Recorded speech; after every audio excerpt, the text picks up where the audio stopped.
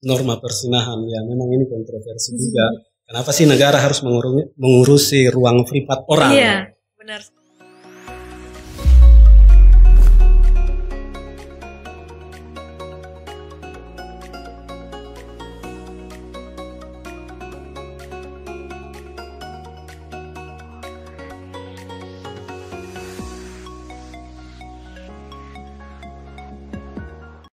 Assalamualaikum warahmatullahi wabarakatuh. Selamat pagi, siang, sore, dan dimanapun sahabat Poinku berada, semoga kalian sehat selalu. Salam Poinku, balik lagi bersama saya Irmayanti sebagai host di Pojok Obrolan dan Informasi Hukum. Dan di pertemuan kita kali ini kita akan membahas nih salah satu Undang-Undang Nomor 1 Tahun 2023 tentang KUHP. Apa sih itu KUHP? Panjangannya yakni Kitab Undang-Undang Hukum Pidana. Dan pada pertemuan kali ini ada tamu yang begitu spesial nih ya, yang akan membahas khusus terkait KUHP. Narasumber kita kali ini Bapak Dr. Muhammad Irsyadi Ramadan, SHMH, yang jabatannya sebagai perancang peraturan perundang-undangan ahli muda di Kantor Wilayah Kementerian Hukum dan HAM Sulawesi Barat. Selamat datang Bapak, apa kabar? Alhamdulillah baik. Alhamdulillah baik. Ya sehat selalu ya Pak ya. Oke, langsung saja ya tanpa panjang lebar. Saya sangat kepo nih terkait Kitab Undang-Undang Hukum Pidana nih Pak. Jadi nanti saya ada beberapa pertanyaan nih Pak. Nah pertanyaan pertama nih saya mau tanyakan mengapa sih dilakukan pembaruan hukum pidana? Jadi sederhana saja sebenarnya Mbak Irma kalau mencari argumentasi kenapa harus dilakukan pembaruan hukum pidana. Jadi hukum pidana yang kita gunakan sekarang ini itu sudah ratusan tahun yang lalu itu disusun. Tahun 1800 di Belanda, dan kalau ditelusuri ke belakang lagi sebenarnya ya Belanda juga mewarisi dari Prancis waktu Belanda menjadi koloni dari Prancis. Nah, lalu kemudian dibawa ke Indonesia itu di tahun 1900-an kurang lebih seperti itu.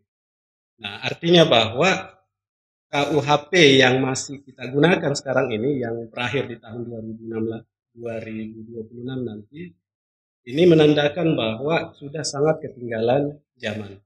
Kita tahu di tahun 1800 waktu saat KUHP ini dibentuk di Belanda yang mendominasi pidana itu adalah aliran hukum klasik atau aliran hukum lex talionis. Ini lebih mengutamakan pada pembalasan atau keadilan yang dipahami di sini adalah keadilan retributif, di mana yang paling ditekankan adalah bagaimana efek jerah, pembalasan terhadap pelaku dan lain-lain sebagainya.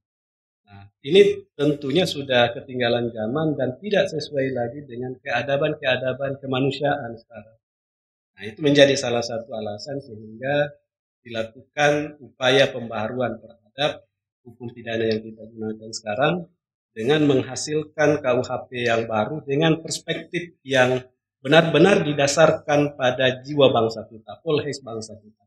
Makanya Profesor Muladi yang sebagai guru bangsa dalam konteks hukum pidana ini sudah menekankan bahwa KUHP sekarang ini adalah the Indonesian way atau jalan Indonesia yang punya cita rasa Indonesia karena memang dibangun dari jiwa bangsa kita, tidak lagi mengilhami pidana yang berasal dari kolonial.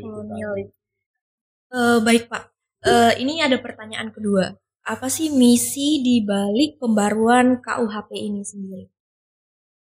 Seperti yang saya jelaskan di awal tadi bahwa KUHP yang kita gunakan sampai di tahun 2026 ini merupakan KUHP warisan kolonial Belanda. Jadi tentunya ada beberapa misi yang perlu dilakukan sebagai bentuk pembaharuan dari KUHP yang kita gunakan sekarang ini. Yang pertama itu ya pastinya bagaimana supaya cita rasa dekolonialisasi itu bisa hilang. Bagaimana supaya kita berhukum dengan spirit lokal kita, dengan spirit bangsa kita, tidak lagi menggunakan nilai-nilai atau prinsip-prinsip hukum dari negara yang pernah menjajah kita. Makanya salah satu misi yang diusung adalah dekolonialisasi tadi.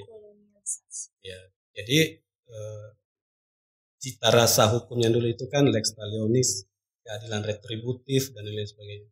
Sekarang di KUHP baru kita itu lebih ke keadilan korektif yang digunakan oleh pelaku, kemudian keadilan restoratif yaitu keadilan yang lebih berpihak pada korban, kemudian keadilan rehabilitatif, bagaimana memperbaiki kedua-duanya.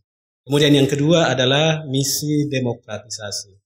Jadi bagaimana KUH pidana yang baru kita ini lebih sesuai dengan konstitusi kita, misalnya di pasal 28J Undang-Undang Dasar 45 dan beberapa putusan-putusan Mahkamah Konstitusi yang telah membatalkan beberapa pasal dalam KUHP kita ini. Nah, itu yang berusaha diperbaiki. Kemudian rekodifikasi ini karena hukum KUHP kita ini kan sudah tercerai-berai di banyak beberapa peraturan. Makanya ada lex spesialis seperti tindak pidana korupsi, pencucian uang, narkotika, tindak pidana hak asasi manusia berat. Nah, ini kan berusaha untuk dikonsolidasikan ulang dengan cara direkodifikasi. Walaupun dengan secara terbatas. Misalnya core crime-nya saja dimasukkan, tapi bukan berarti mematikan lex spesialis atau peraturan perundang-undangan spesial tadi itu. Kemudian yang terakhir adalah bagaimana modernisasi dari KUHP, di mana kita hidup di zaman destruktif seperti ini, lalu kemudian kita masih menggunakan aliran hukum klasik kan tidak lucu jadinya. Jadi ini berusaha untuk dimodernisasi supaya sesuai dengan konteks zamannya kita, perkembangan teknologinya kita. Jadi hukum pidana tidak lagi terseok-seok mengikuti perkembangan zaman, karena kita berusaha untuk memperbaiki. Itu misi-misi. Masih banyak misi-misi yang lain sebenarnya. Masih banyak ya Pak. Tapi intinya adalah itu tadi, dekolonialisasi, demokratisasi, rekodifikasi, modernisasi, dan sebenarnya masih banyak kali ya Pak misinya. Nah, ini ada pertanyaan lagi nih Pak muncul nih. Terus keunggulan dari KUHP baru dengan KUHP lama itu apa Pak?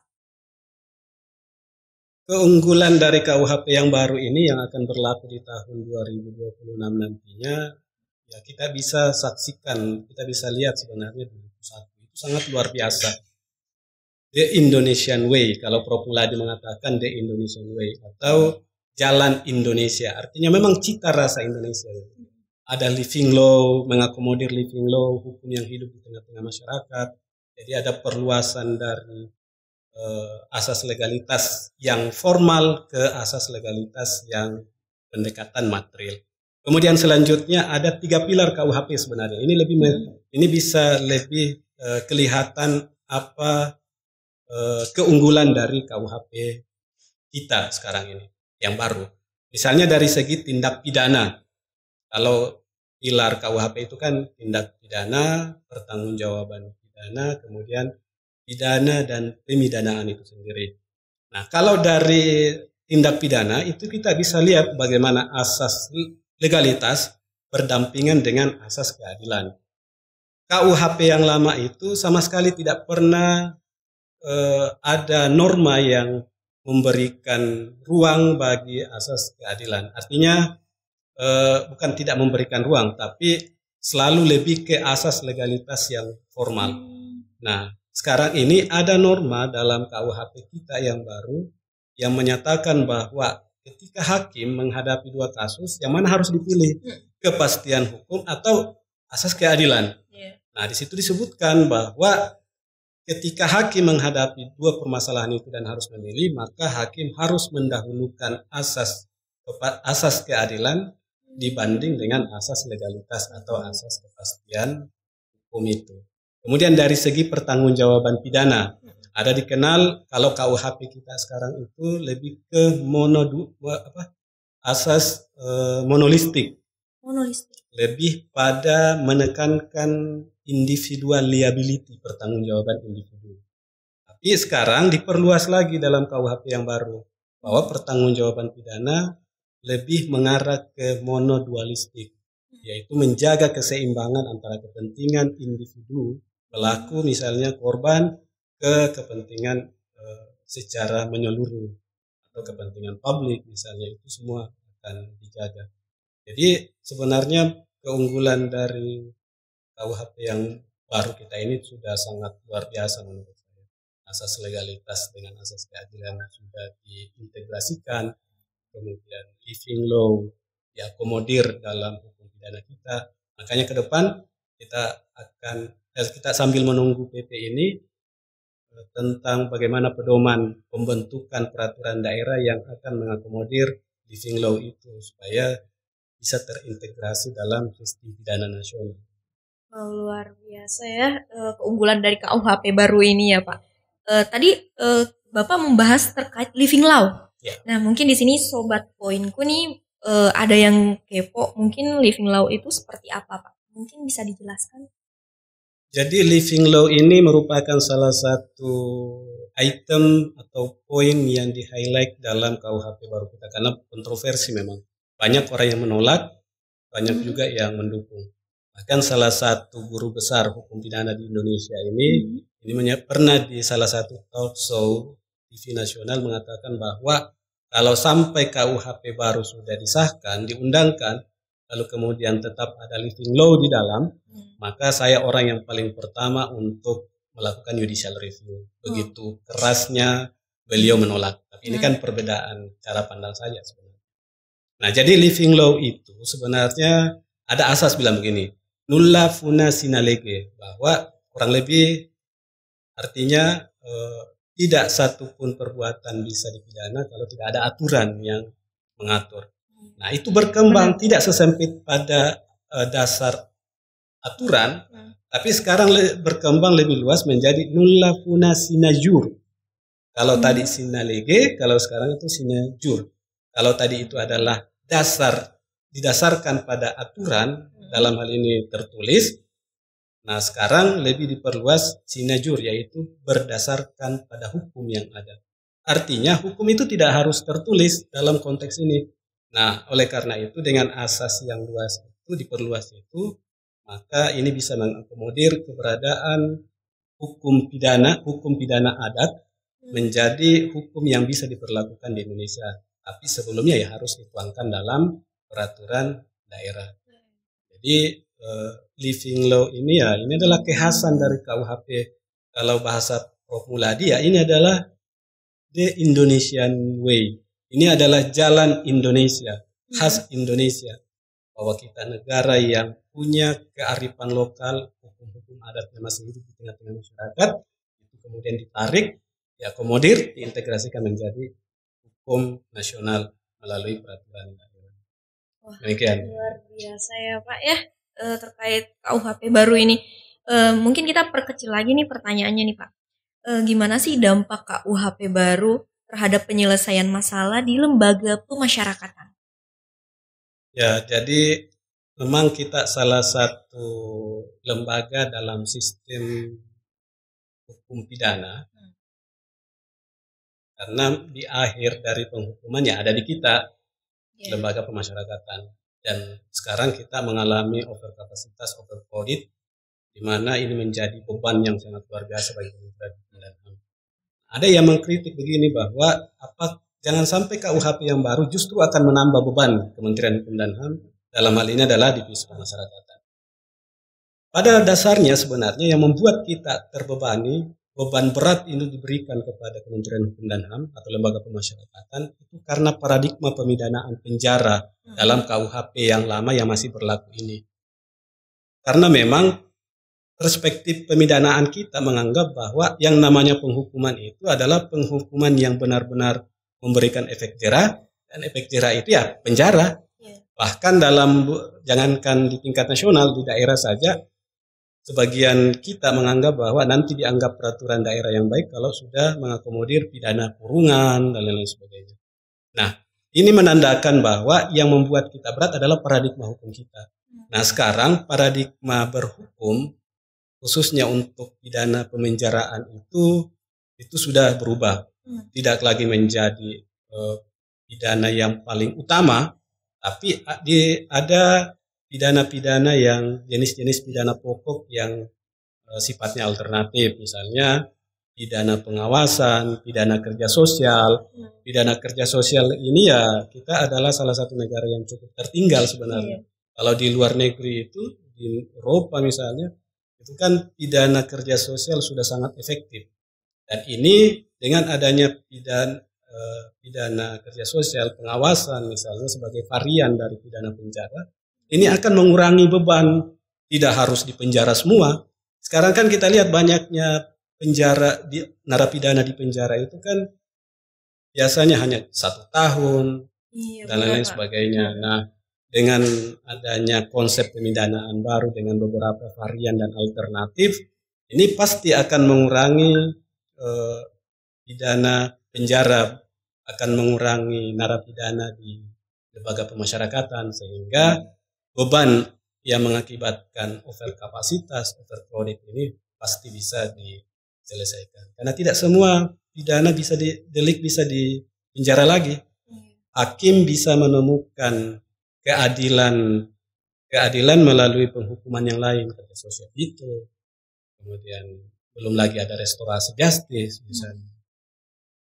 Kemudian semua pelaku tindak kejahatan kalau dibenarkan oleh aturan menjadi pertimbangan hukum bagi hakim, ya bisa saja tidak dipenjara.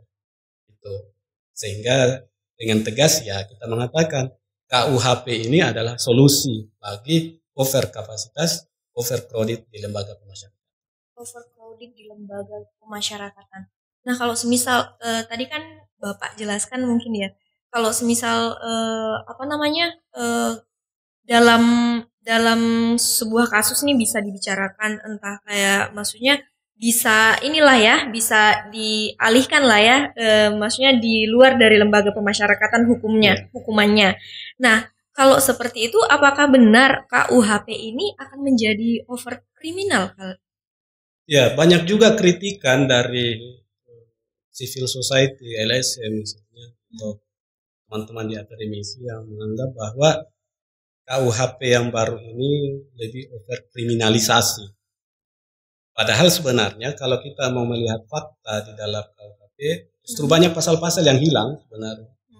Kita lihat ada KUHP kita sekarang, ada tukang yang lalai dalam mengembalikan perkakas, itu kan dipidana dalam pasal 514 KUHP yang kita masih berlakukan hingga tahun 2026 nanti. Itu ada itu pasal-pasal seperti itu. Ada pasal tentang sabung ayam atau jangkrik, itu juga dipidana. Kemudian ada juga pidana tentang menafsirkan mimpi. Itu kan warisan kolonial ini sangat luar biasa. Kemudian menjual jimat, itu kan bentuk delik pidana semua itu. Nah, sekarang dalam KUHP yang baru, yang dulunya dikriminalisasi seperti contoh yang saya sebutkan, sekarang dekriminalisasi, tidak lagi menjadi perbuatan yang dapat dikriminalisasi. Ini artinya bahwa sebenarnya KUHP kita yang baru ini itu lebih mengarah ke pemidanaan yang lebih modern. Jadi menurut saya ya salah ketika ada yang mengatakan bahwa overkriminalisasi. Dari segi pasal saja berkurang pasal tentang pasal-pasal pemidanaan itu sudah berkurang juga dalam KUHP yang baru. Itu. Berarti bisa dibilang tidak overkriminalisasi juga ya KUHP baru ini ya Pak? Ya, kritikan mungkin, itu menurut saya kurang tepat. Mungkin beberapa pandangan aja kali ya dari beberapa orang. Ini mungkin karena belum sampai saja pesan-pesan itu, dan ini bagus kegiatan seperti ini biar lebih sampai ke masyarakat. Benar, bahwa kritikan-kritikan itu, walaupun kritikan itu kita hargai dan bagus untuk membangun hukum kita yang lebih baik, tapi kita harus luruskan juga beberapa kritik-kritik yang tidak sesuai dengan kenyataan. Benar sekali. Oke, kita lanjut nih ya Pak. Pertanyaan selanjutnya nih, ini agak lebih merinci lagi nih Pak. Bagaimana sih dengan ruang private dalam KUHP sebagaimana diatur dalam norma perzinahan? Norma perzinahan ya memang ini kontroversi juga. Kenapa sih negara harus mengurusi ruang privat orang? Iya, benar sekali Pak. Dosanya ya dosanya Dosa dia, sendiri. pertanggungjawabannya dia ya pertanggungjawabannya dia ke Tuhan. Kenapa negara harus mengurus itu? Nah inilah sebenarnya KUHP kita ini kan lebih menjaga keseimbangan antara kemerdekaan individu dengan kepentingan publik. Bahkan ada yang bilang bahwa kalau pasal persinahan, pasal kohabitasi yang lebih menyentuh ke aspek privat ini sampai diundangkan, sampai menjadi sebuah norma dalam KUHP, maka Bali akan sepi. Karena ada kritik seperti itu. Padahal tidak seperti itu konteksnya sebenarnya. Kita bisa lihat bahwa pidana tentang persinahan, kohabitasi, itu kan dulunya itu bukan delik aduan. KUHP kita sekarang itu bukan delik aduan. KUHP yang baru diubah menjadi delik aduan. Artinya tidak sembarang orang harus menggrebek, tidak semua orang harus menegakkan hukum sendiri misalnya. Kita lihat di beberapa TV nasional ada beberapa berita itu ibu-ibu yang sampai menggrebek sendiri rumah kos-kosan dan lain-lain sebagainya. Nah, inilah yang kemudian dihindari dalam KUHP. Maka kita ubah delik dari awalnya menjadi delik biasa menjadi delik aduan. Jadi tidak bisa ditegakkan hukum kalau tidak ada yang mengadukan. Yang mengadukan pun itu dibatasi klasifikasinya, kriterianya. Yang pertama orang tua, istri atau suami yang melakukan.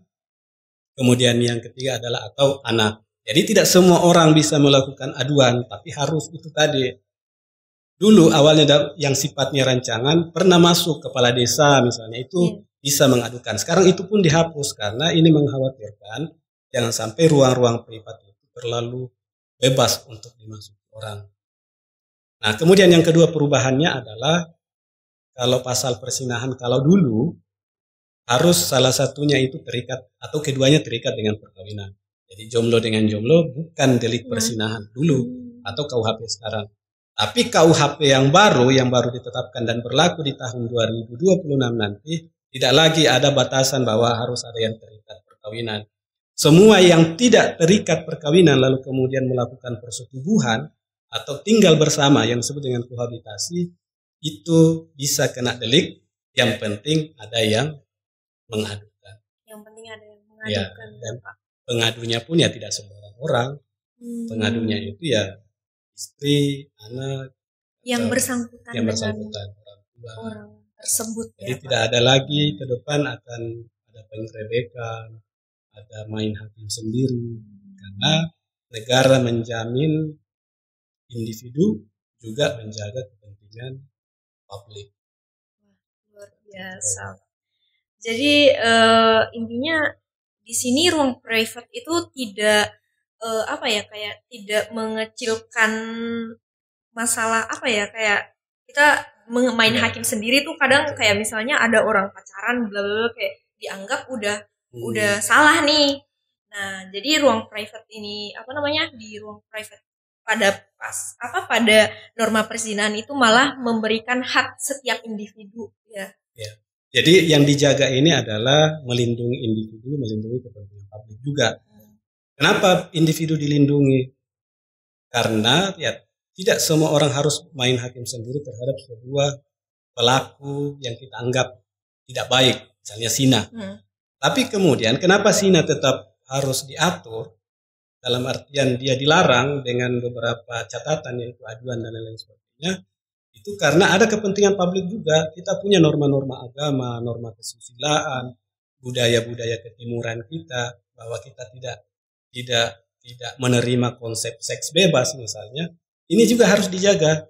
Tapi tidak harus semua orang bisa menegakkan hukum dengan cara menggrebek, dengan cara main hukum sendiri. Maka kedua kepentingan ini ya harus dijaga. Jadi individu tetap dilindungi kebebasannya, tapi publik juga, kepentingan publik juga harus tetap dijaga agar nilai-nilai norma-norma kesusilaan dan prinsip-prinsip lokal wisdom kita juga tetap terjaga. Jadi lagi-lagi ya hukum pidana kita ini benar-benar menjaga keseimbangan individual liability, kepentingan individu, dan juga ada kepentingan negara. Luar biasa narasumber kita pada pertemuan kali ini ya Sobat Poinku. Gimana? Udah ada pandangan tentang Undang-Undang Nomor 1 Tahun 2023 tentang KUHP baru. Oh iya Pak, untuk KUHP baru ini kapan dimulai berlakunya? Terhitung 3 tahun sejak diundangkan. Nah, 3 tahun itu berarti Februari ya kalau tidak salah di tahun 2026. Tahun 2026 ya. Kemudian rentang waktu yang 3 tahun ini ada norma dalam KUHP yang menyatakan bahwa pemerintah wajib untuk mensosialisasikan. Nah, oleh karena itu semua elemen bergerak, khususnya Kementerian Hukum dan HAM terus bergerak untuk menyampaikan informasi terkait KUHP. Karena ini juga bentuk sebagai perlindungan hak masyarakat. Karena ada asas, kalau dalam teori disebutkan teori fiksi hukum, bahwa semua orang dianggap tahu hukum. Jadi alasan tidak tahu hukum bukanlah menjadi alasan pemaaf. Orang yang tidak tahu hukum itu harus dihukum juga. Karena memang tidak ada alasan pemaaf hanya gara-gara tidak tahu. Jadi negara melalui pemerintah, khususnya Kementerian Hukum dan HAM, ini melakukan upaya sosialisasi yang masif ke semua elemen masyarakat agar informasi ini sampai bahwa ada aturan kita yang baru, sehingga rentang waktu 2 tahun ini benar-benar dimaksimalkan untuk melakukan sosialisasi, memenuhi hak masyarakat untuk tahu. Karena jangan sampai ada rakyat yang dihukum karena ketidaktahuan. Karena ketidaktahuan bukanlah pemaaf dalam pidana. Luar biasa narasumber kita kali ini. Oke Sobat Poinku, mungkin sampai di sini dulu aja kali ya pembicaraan kita tentang Undang-Undang Nomor 1 Tahun 2023 tentang KUHP terbaru ya. Terima kasih Bapak Dr. Muhammad Irsyadi Ramadan SHMH sudah hadir di podcast kita kali ini. Poinku pojok obrolan dan informasi hukum, dan semoga Bapak juga nggak bosan-bosan ya datang di sini sebagai narasumber ya. Siap, dengan senang hati. Iya, supaya kita bisa menginformasikan tentang hukum nih kepada Sobat Poinku semua. Oke, saya Irma Yanti undur diri. Assalamualaikum warahmatullahi wabarakatuh. Salam Poinku.